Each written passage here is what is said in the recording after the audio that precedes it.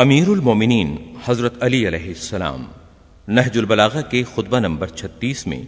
اہل نہروان کو ان کے انجام سے ڈراتے ہوئے ارشاد فرماتے ہیں، میں تمہیں متنبہ کر رہا ہوں کہ تم لوگ اس نہر کے موڑوں اور اس کے نشیب کی ہموار زمینوں پر قتل ہو کر گرے ہوئے ہوگے، اس عالم میں کہ نہ تمہارے پاس اللہ کے سامنے عذر کرنے کے لیے کوئی واضح دلیل ہوگی، نہ کوئی روشن ثبوت،